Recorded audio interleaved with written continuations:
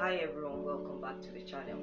Today's topic is one that can be both sensitive and very personal, but I believe it is important to discuss openly and with honesty. A woman's first time intercourse experience.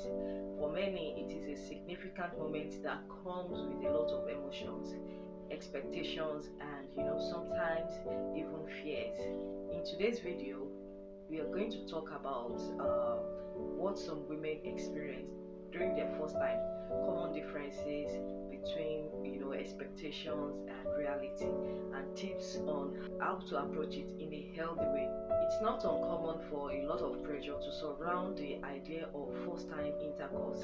Many of us grow up with ideas about what it is supposed to be like, whether from media, peers, cultural beliefs, or even family expectations. Many times there is this idea that it is supposed to be, this perfect movie-like moment. It is important to, understand that everyone's experience is unique and there is no one-size-fits-all way for it to happen. Expectations can range from, romantic and deeply emotional to physical, intense, or even awkward, and that is okay. It is very much okay. How you feel about it and what you expect can shape your experience, but it is important to acknowledge that the reality might be different. Let's unpack some of those expectations versus the actual experiences.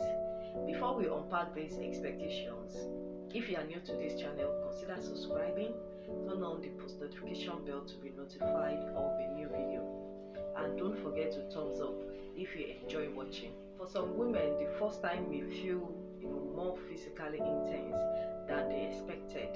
The physical experience can vary widely. Some women report that it was slightly uncomfortable at first, especially if they were feeling nervous or if they were not adequately aroused. Communication with your partner plays a key role here, and using lubrication can often make a significant difference. Others may find it surprisingly neutral or even enjoyable. The key takeaway here is that the range of physical sensations, whether pain, discomfort, or pleasure, depends on several factors, including how relaxed you are, your communication with your partner, and whether you feel emotionally safe. Emotionally, the first time experience can be very difficult from what you might imagine.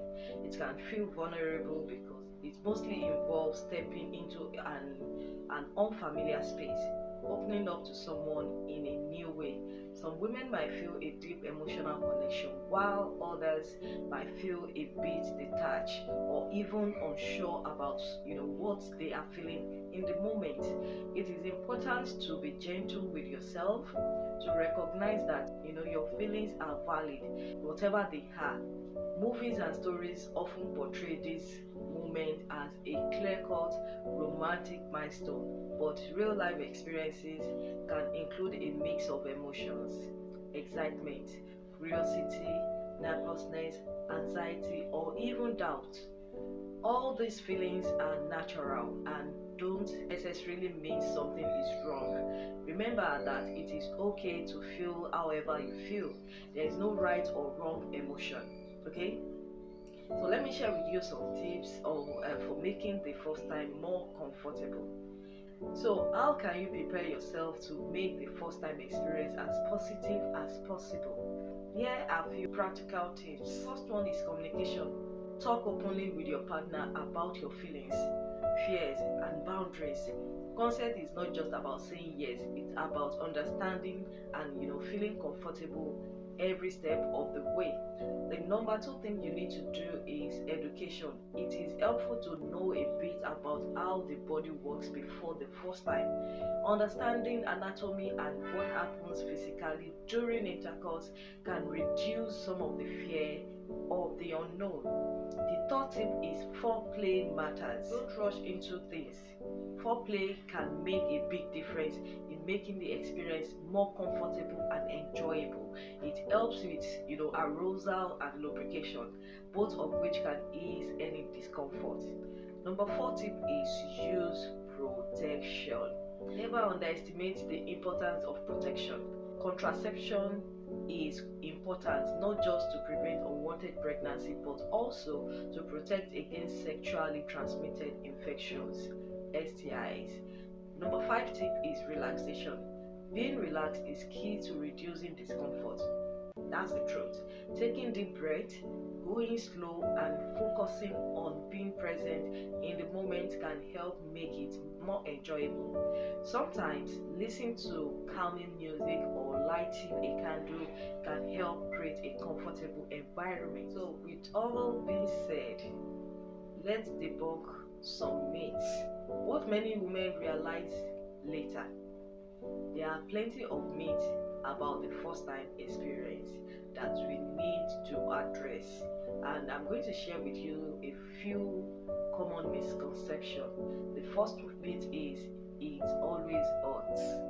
Some women experience discomfort, but it doesn't have to be painful for everyone.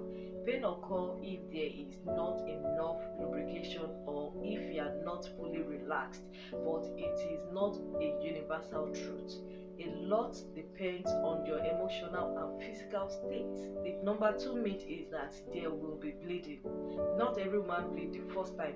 Bleeding is associated with the hymen breaking, but the hymen is a stretchy tissue that can change over time due to various physical activities, not just intercourse. Bleeding is not a measure of virginity, and it is different for everyone. The number 3 myth is that it's instantly pleasurable. The first time is not always the best time in terms of pleasure, and that is normal. Sexual pleasure often improves over time as you get to know your body and feel comfortable with your partner. Number 4 myth is it should look like a movie scene. Real life is not like a movie. There might be awkward moments, laughter, or even times when things don't go as planned. It is okay for it to be imperfect. That doesn't make it any less meaningful. So, what to do if the experience is not what you expected? It is not unusual for the first time to be different from what you anticipated. If it wasn't what you expected, don't be hard on yourself or your partner. So I'm going to share with you some things you can do if you are feeling unsure. The first thing you need to do is talk about it. Share your feelings, with your partner. Open communication can help both of you understand what went well and what could be better next time. Number 2 thing you need to do is self-reflection. Take some time to process your emotions. Writing a journal or speaking with a trusted friend or counselor can help. The third thing you need to do is adjust expectations. Remember that intimacy is a learning process, and like any other part of a relationship, it often improves with time, trust, and practice. Number 4 tip is focus on connection. The first time is often not about achieving a perfect experience, but about connecting with your partner. Keep the focus on building trust, understanding, and intimacy over time. Empowerment in your first time experience is important. Feeling in control of your choices and comfortable with your decisions is a form of empowerment.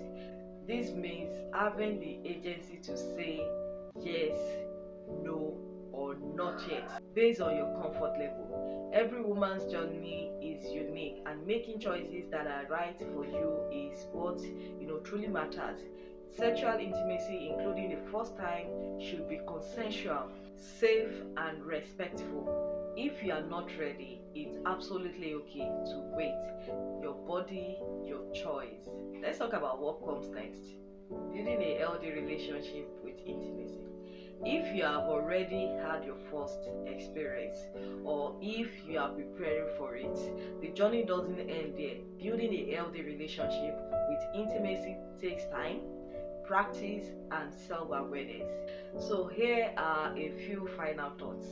The first thing you need to do is learn about your body. Understanding your own body is empowering.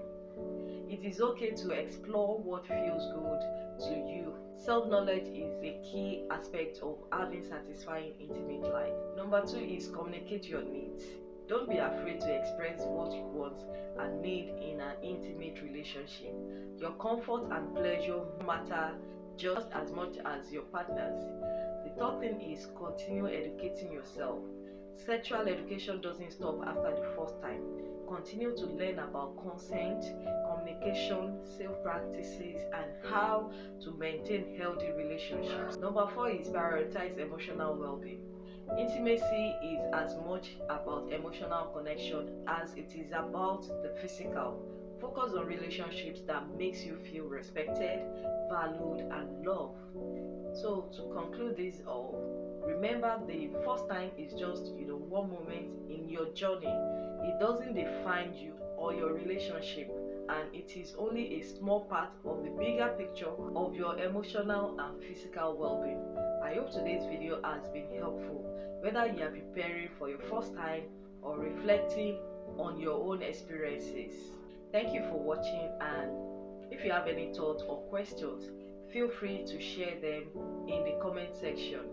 Don't forget to like, subscribe, and hit that notification bell for more content that empowers and supports women's experience.